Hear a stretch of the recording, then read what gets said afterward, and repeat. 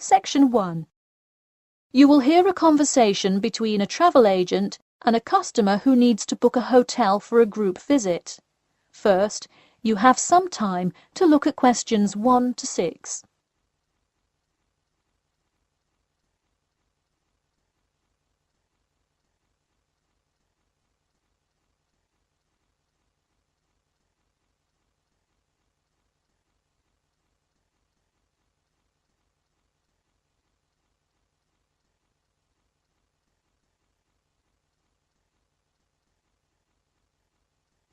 You will see that there is an example which has been done for you. On this occasion only, the conversation relating to this will be played first. Hello, Elite Travel. This is Emily speaking. How may I assist you today? Hi, I have a group visit to plan, and I wonder whether you could help me decide on which hotel to book. I've narrowed it down to either the Winchester, the Royal Hotel, or the Star Hotel. I'm wondering if you have a recommendation. I would be happy to help. Those 3 are excellent choices. If everyone is booking hotel rooms independently, an easy way to do it is online booking. The Star Hotel offers online bookings at no additional charge. It sounds fine.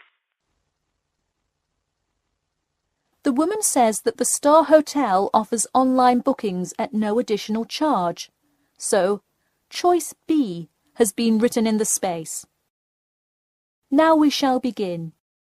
You should answer the questions as you listen, because you will not hear the recording a second time. Listen carefully and answer questions 1 to 6. Hello, Elite Travel. This is Emily speaking. How may I assist you today?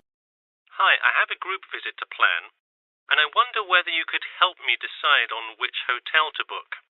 I've narrowed it down to either the Winchester, the Royal Hotel, or the Star Hotel. I'm wondering if you have a recommendation. I would be happy to help. Those 3 are excellent choices. If everyone is booking hotel rooms independently, an easy way to do it is online booking. The Star Hotel offers online bookings at no additional charge. It sounds fine. Yeah, and you can even book the gorgeous sea view rooms if you act quickly. I'll consider that. It would be great since we're mostly first-time visitors to the area to get a nice view of the water. Now, are there handicap-accessible rooms? Yes, all 3 options have access for the physically disabled. Great. I should also mention that we'll be on a tight schedule, so we won't have much time to go out for meals. Which of these hotels serve food? There is a limited continental breakfast menu at the Star and at the Winchester. For a full restaurant and room service, the Royal Hotel is your best bet. Oh, wonderful.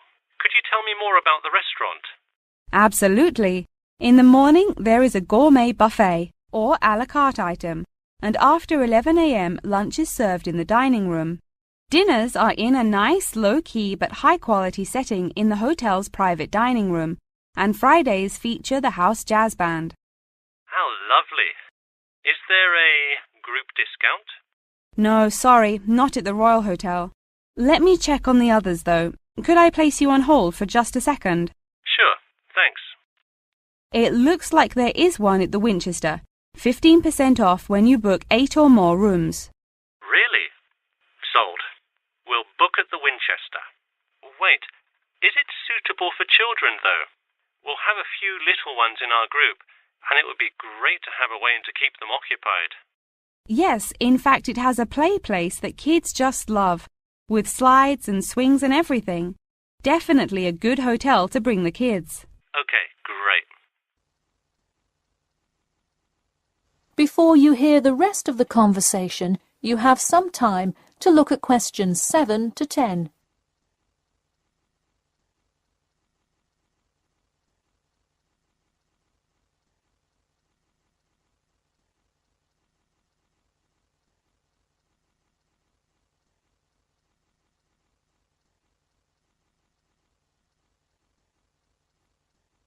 Now listen and answer questions 7 to 10.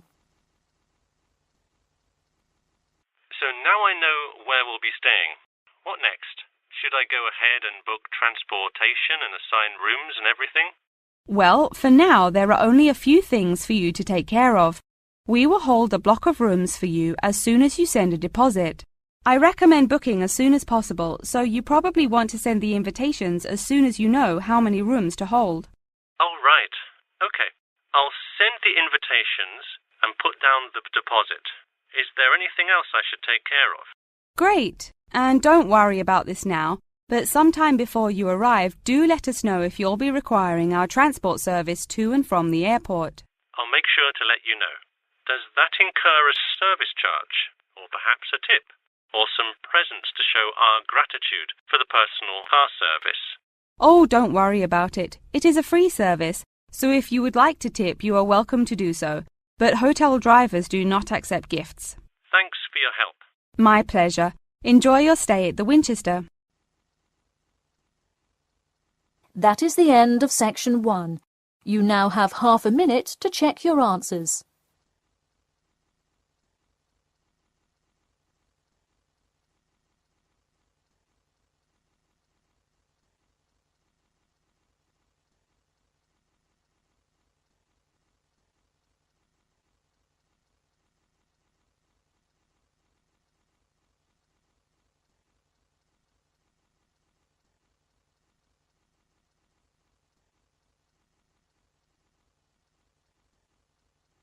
Now turn to section 2.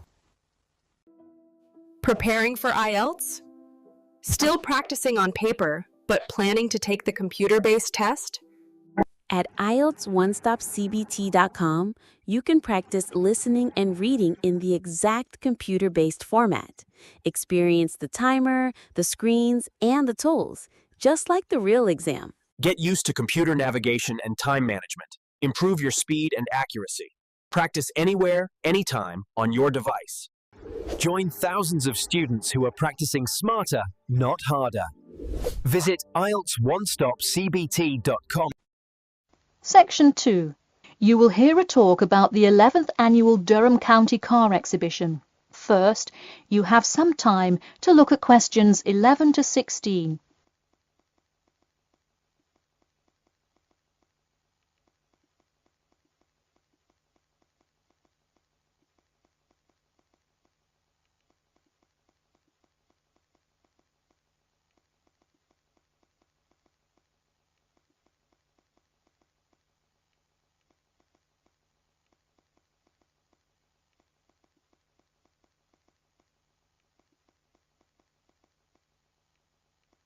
Now, listen carefully and answer questions 11 to 16. Ladies and gentlemen of Durham, start your engines. Skip Gordon here, inviting you to the 11th Annual Durham County Car Exhibition. That's right, it's that time of year again. Mark your calendars. The pre-opening event kicks off on the 18th, and the exhibition officially opens to the public on Saturday, March the 19th. Take it from me, you won't want to miss Durham's most attended public event of the year 5 times running. You don't have to be a motorhead to appreciate the finest cars, both new and old, in existence today, but it helps. Be one of the 70,000 people to see everything from big rig monster trucks to good old-fashioned classic hot rods. Get your tickets now. Admission is £10 for adults and £5 for children during off-peak times, and £20 for adults and £10 for children, and senior citizens on weekends and for full-day passes. Come see vintage classics, bid in the auctions, and even test out a few on the Winners' Circle racetrack. An insider tip: weekends are the exact time when all of the best attractions take place. But to avoid Saturday crowds, join us this Sunday. You'll see me, Skip Gordon, and all your friends from WKXP there this Sunday at our very own booth, so stop by and say hi, and you might just win a prize of your own. A new attraction this year will be the addition of a new car category, electricity, namely the electric car class. See displays from Toyota, Honda, and you guessed it, Tesla. Watch as the first generation of fully electric cars compete on style, ride, and watch the main entertainment as there's going to be a fabulous show of racing car to see who takes home fastest battery-powered car.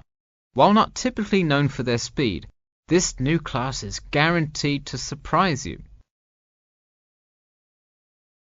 Before you hear the rest of the talk, you have some time to look at questions 17 to 20.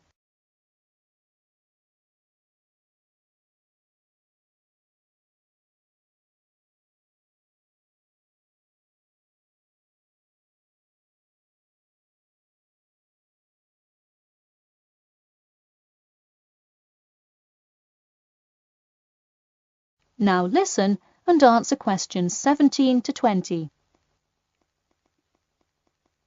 Get tickets before they sell out. Last year's tickets sold out fast, so we upped the attendance this year. That's right, more seats.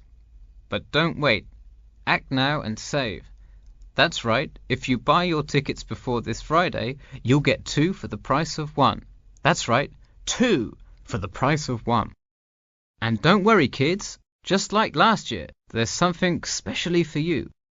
Wreak havoc on the road with the Kids Crazy Cars ride, and then race around the Tiny Tykes track in your favorite child-sized race car.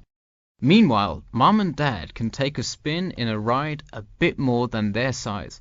We're rolling out a massive dirt track so you can get behind the wheel and test drive something a little more adventurous. Put the pedal to the metal in a 4x4 SUV as you go over bumps and navigate through twists and turns. You'll want to buckle up. You heard it here. Act now to get in on the fun at the Durham County Car Show before it's too late. Come for prizes, good prices, and good old-fashioned family fun. We had a lucky draw for a new car last year, but this year our main event is the Monster Truck Rally, where one lucky fan will win a chance to experience the thrill from behind the wheel, well, next to the wheel, as they ride with legendary driver Smash Tate. Feel the speed firsthand and talk to a living legend in a true, once-in-a-lifetime opportunity. For tickets, go online to www.durhamcountycars.com or call 1-888-CAR-SHOW now. We'll see you there, and always remember to buckle up. That is the end of section 2. You now have half a minute to check your answers.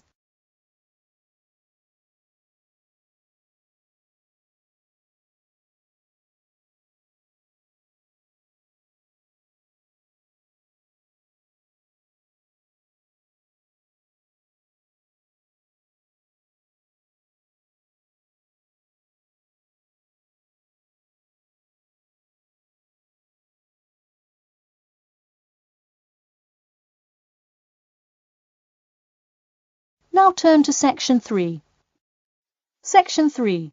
You will hear a student asking Professor Jameson for advice in choosing courses for next semester. First, you have some time to look at questions 21 to 23.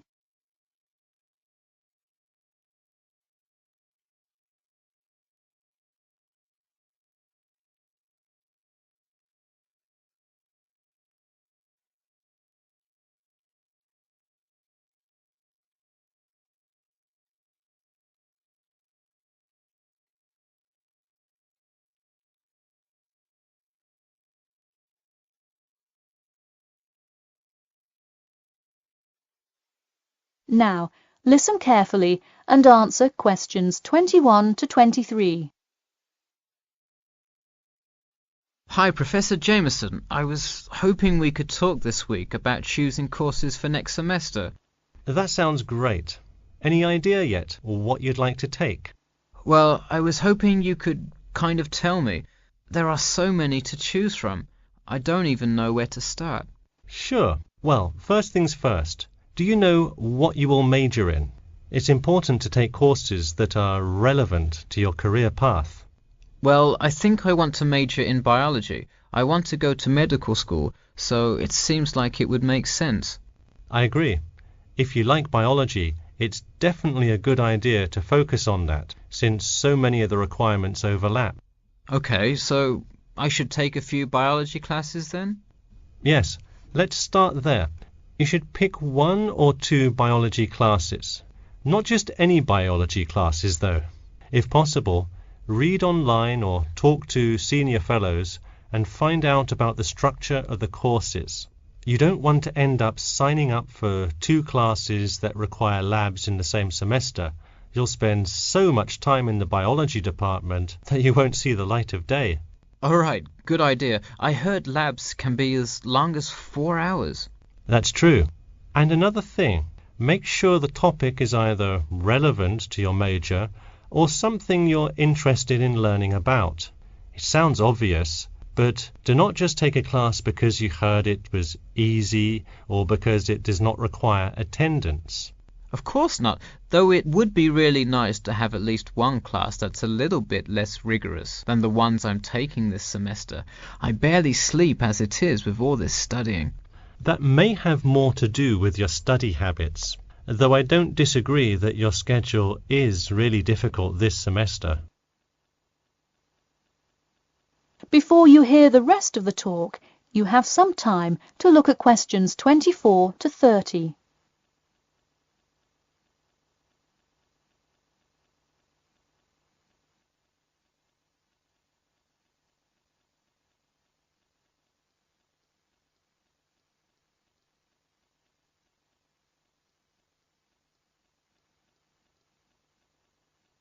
Now, listen carefully and answer questions 24 to 30. So, any idea which biology classes you may decide on for next semester? Well, I was thinking of taking human physiology. It sounds relevant and interesting. I think it is an interesting class, but I would recommend against it. You're already in human anatomy, which also covers physiology, so it would be repetitive and probably not the best use of your time. If I already know some of the stuff, I could take it to boost my GPA a little bit.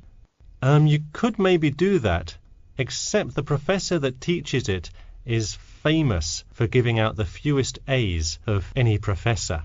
Oh well, never mind. Now, changing subjects. Have you decided yet on your research topic? Well, I actually decided. I don't want to do a research paper. I'm going to do a dissertation instead. I think I will much more enjoy coming up with a thesis and finding all the details to support it. I see. Didn't you already do some of the research, though? What happened to that? Well, I started doing research.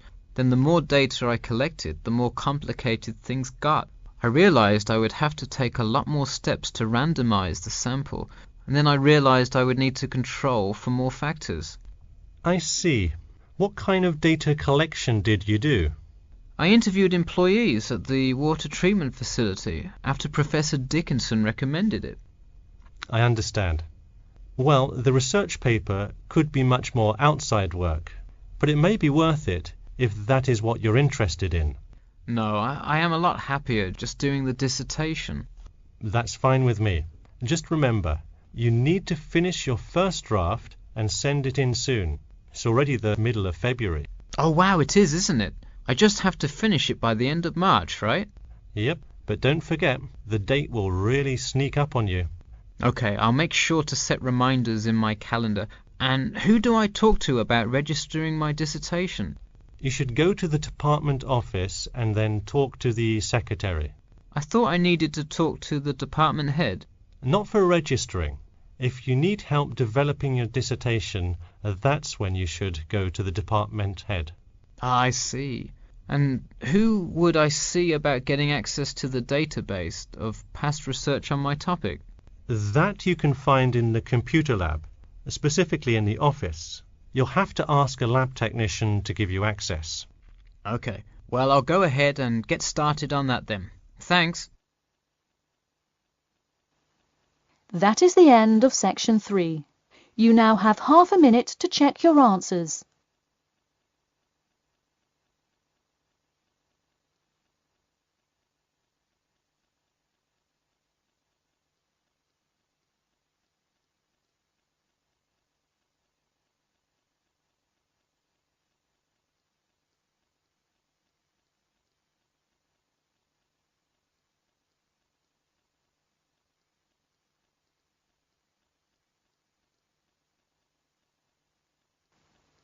Now turn to Section 4. Section 4.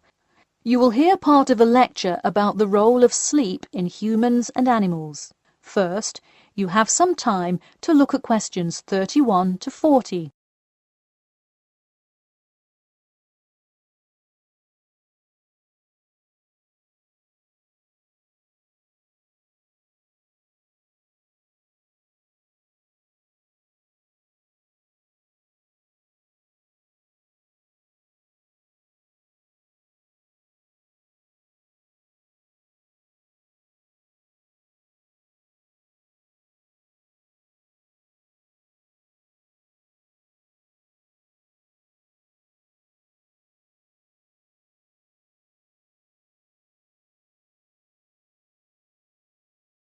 Now, listen carefully and answer questions 31 to 40. Good morning, everyone. In today's lecture, I'm going to talk about the role of sleep in humans and animals. Of all the biological processes in the animal kingdom, sleep is perhaps the most important. A human can survive for almost 2 weeks without eating, but did you know that 1 week without sleep can be fatal? It's even worse for animals, especially for those who must avoid predators. Without sleep, an animal is much less capable of avoiding an attack. This is the case for all animals, whether they are reptiles, mammals, or fish. Let us look now at how different animals sleep, reasons for their ways of rest, and the potential problems they might encounter. In marine life, sleep must be balanced with breathing. For example, the dolphin must float to the surface as it sleeps in order to breathe. Like other large sea mammals, they keep one eye open and one half of the brain awake at all times to maintain some amount of consciousness required to breathe and to watch out for possible threats. They sleep with only one brain hemisphere in slow wave sleep. Birds also have unusual sleeping patterns, mostly due to being constantly on edge in the presence of numerous predators. They usually sleep quite lightly. For example, Swainson's thrush, also called olive-backed thrush, is a medium-sized thrush that takes hundreds of naps during the day, each of which lasts just a few seconds. While migrating, migratory birds tend to function well on micronaps. Horses, on the other hand, do most of their sleeping standing up. Scientists think that horses developed their habit of sleeping upright as a defense mechanism, a way of protecting themselves against predators, and a standing position keeps a horse in a constant state of readiness to race away if danger should approach. Also, horses do occasionally take short naps lying down. Horses are heavy animals with big muscles, but their bones are surprisingly delicate, so lying in one position for a long time could well injure a horse. Just like humans, animals can also have sleeping problems. Dr. John Hendricks and Adrian Morrison from the School of Veterinary Medicine, University of Pennsylvania in Philadelphia, determined that certain diseases were primarily associated with the sleep states in animals. In their research, they emphasized that because so much in this area still remains unclear, animal models were very important for studies of sleep disorders. The physiology of sleep in animals is similar to that of humans.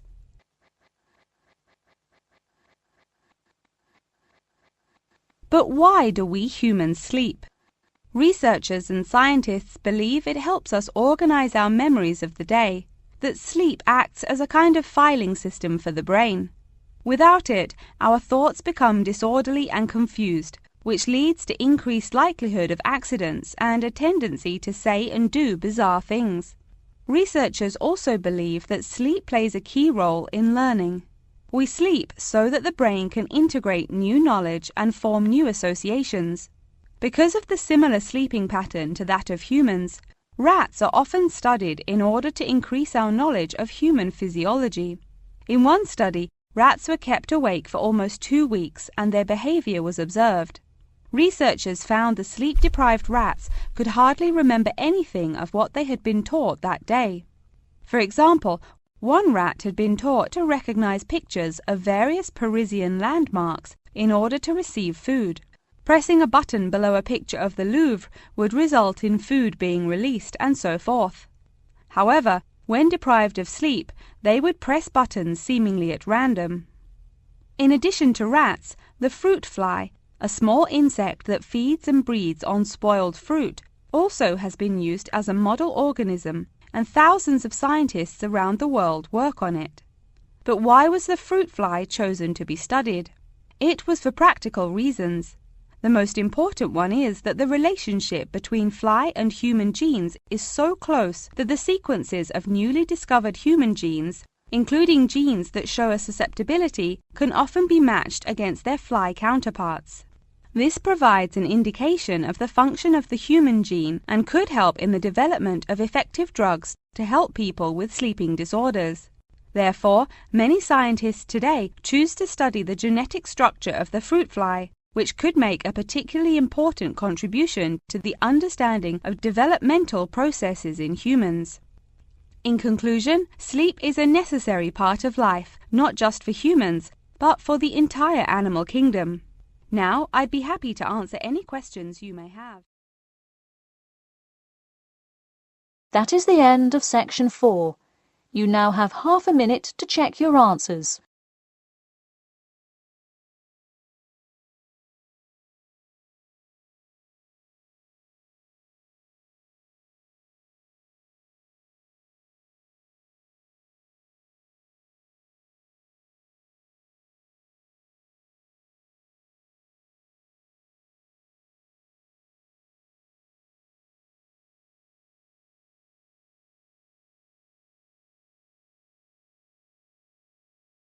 That is the end of the listening test.